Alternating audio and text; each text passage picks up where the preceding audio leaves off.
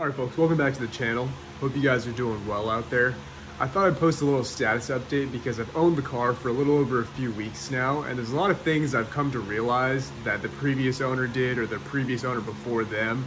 I think I'm the third or fourth owner of the car, and frankly there's a lot of things that the previous owners did that are total garbage, and I definitely want to change or have already done so with the parts that I ordered. So before we get into the bad and the negative, we want to start with some good stuff. And so, hunting the good stuff, I'm going to show you guys the interior that I've actually finished today, Sunday, and I think it looks great and is one of the most critical things that I noticed about the car initially was that it had this red interior. It looked awful, and there's aftermarket radio and all these things didn't work, the switches and buttons. And so let me show you guys the interior bits that I finished just to start off the video on a good note.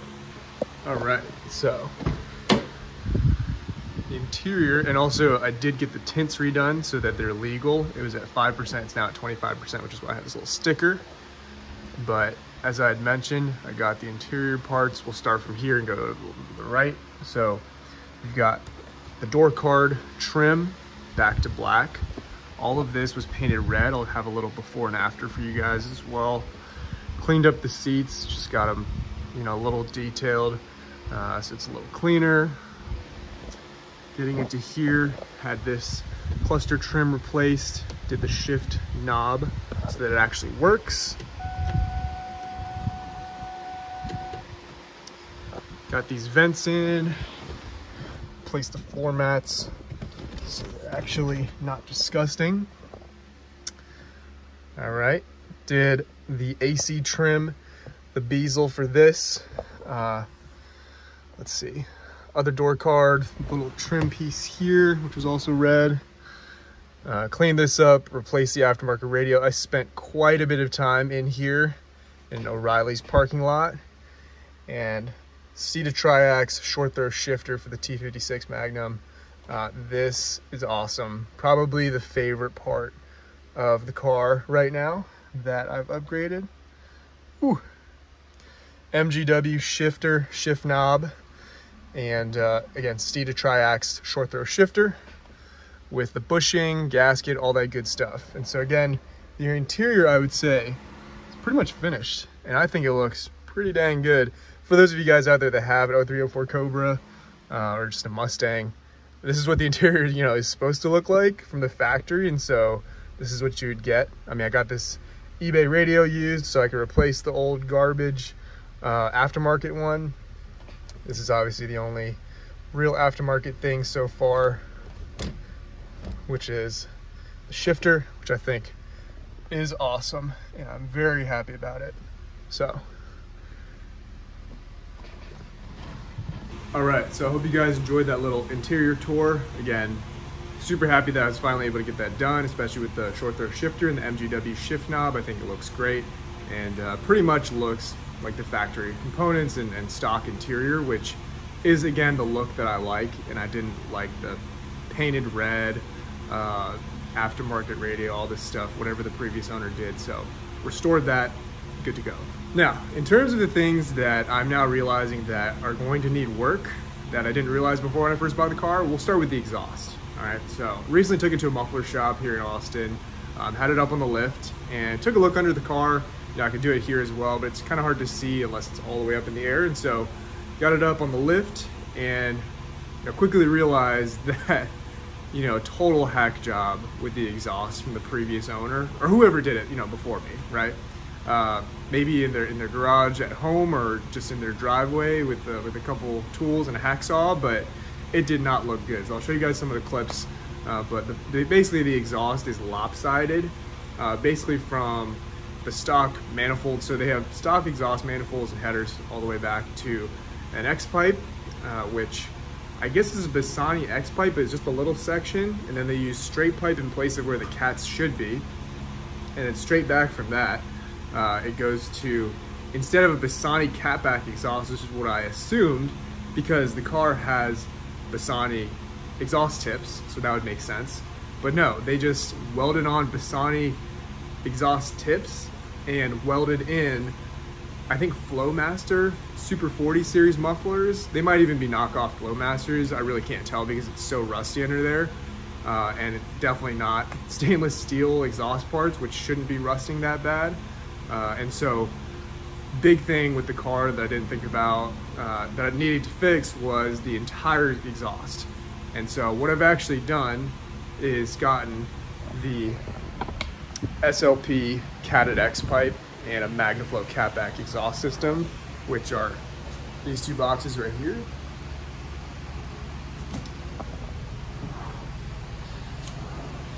And so going to get those installed.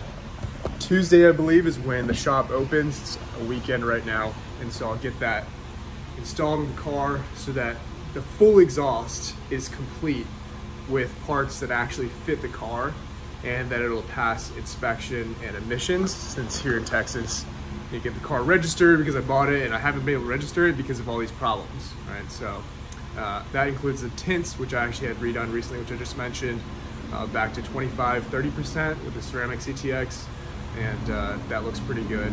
I think way better than having limo tint on an 03 Cobra. Doesn't make much sense to me. So again, super excited to get the SLP X pipe, which is catted, as well as the Magnaflow Street Series catback exhaust system on the car.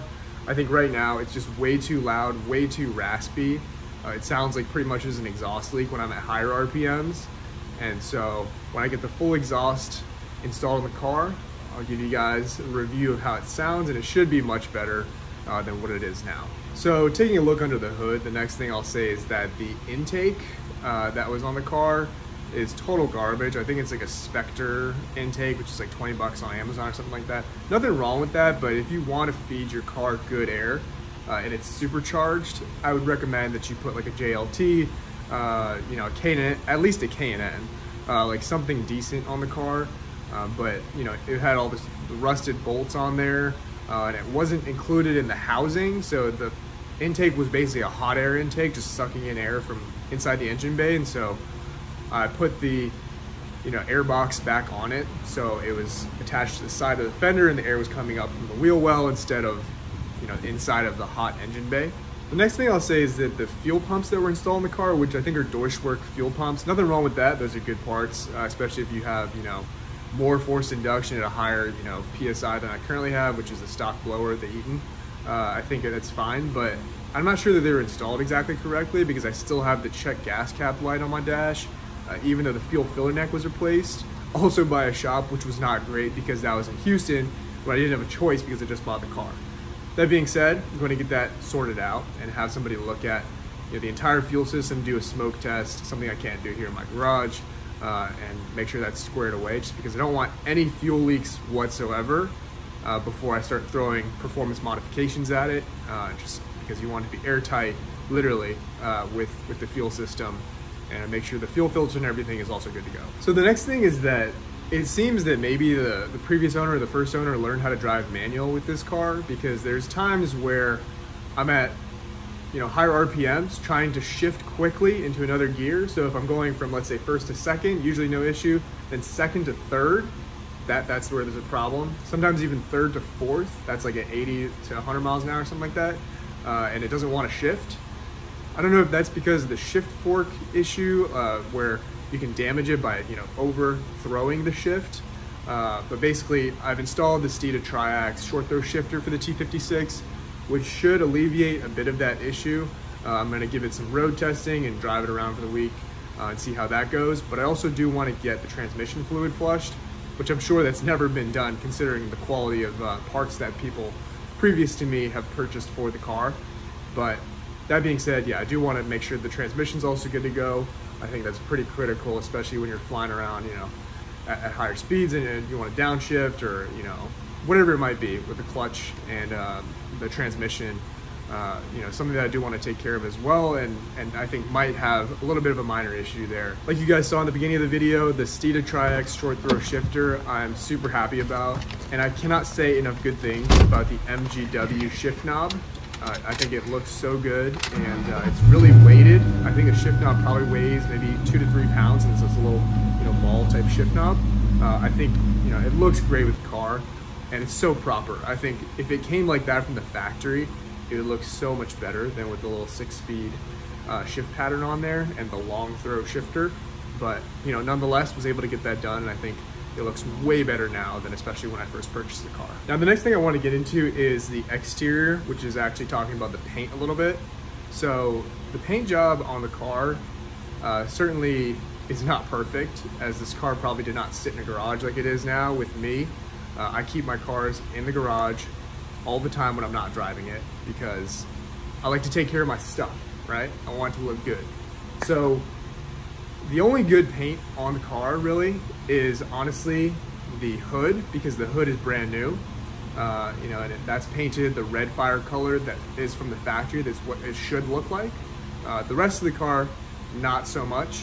You know, there's definitely a little bit of fading. The clear coat is still intact with the whole car, which is good, but there's little paint drips and pieces where the previous owner decided to respray it black. If you'll notice, the mirrors are spray painted black for whatever reason, and miscellaneous other things, and the door jambs and things like that, because I think at some point they had it wrapped black, but then whatever reason they took the wrap off, and then the paint obviously stays. So I think it doesn't look very good, and the color I'm not a huge fan of, and so I do plan on getting the car wrapped, and so I'll provide you guys an update with the color and everything when that comes out, just because I think it'll be a good step in the right direction for kind of the color of the car, and just, you know, the paint right now does not look great, and I want to get that taken care of for sure. Now the interior and the radio, you know, I spent, I think, hours, maybe 3 or 4 hours in the parking lot of an O'Reilly's, literally fixing the radio wiring just because it was wired incorrectly for the aftermarket radio. I'm super glad that I bought this stock OEM radio to install, and using the stock harness and everything just to return it to the stock look.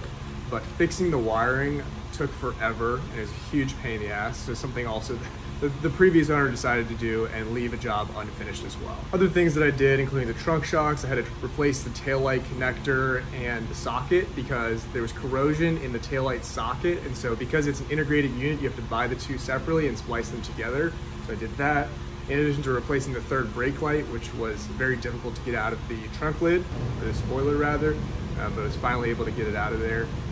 And then even to the seat belts, right? Like the seat belt wouldn't retract on the driver's side, so I did a little trick where you fill a bucket with soap or detergent, and then you put it in hot water, let it soak for a while, squeeze it, dry it out. So now it retracts much better. But just the little things that show that the car wasn't exactly taken care of the best that it should have been, because it's an 03 Cobra. You know, we love these cars. You should take care of them while you have it, right? You know, at the very least. So that being said, those are the main things that I've discovered so far with the car that needs some work. Basically everything, again, that the previous owner touched is pretty much garbage and needs replacing, or, you know, fixing at least. And so, you know, it's not the cleanest example of an 03-04 Terminator Cobra, but this is all the car that I could afford with the amount that I've saved up. And so I'm gonna make the most out of it and make it mine. It's gonna look real good when I'm done with it, with all the parts installed, everything upgraded, so it's ready to go. I mean, I need everything fixed before I get into any performance mods they keep talking about. I don't wanna make the same mistake I did with my 135i, where I was throwing performance modifications at it and it wasn't 100% squared away. And so that car, I hardly drove it because it always sat in the garage. And it sounded good when I was driving it, but I hardly drove that thing. So not gonna do the same thing with this car. It's gonna be a good build, it's gonna be clean, and I'm gonna take you guys along with the journey to show you guys how it progresses through the time that I have it. So hope you guys enjoyed this little video. If you did, drop a like down below. Comment if you have any questions about the things that I've got for the car and any upcoming part upgrades. Other than that, thank you guys for watching. I'll see you all in the next one.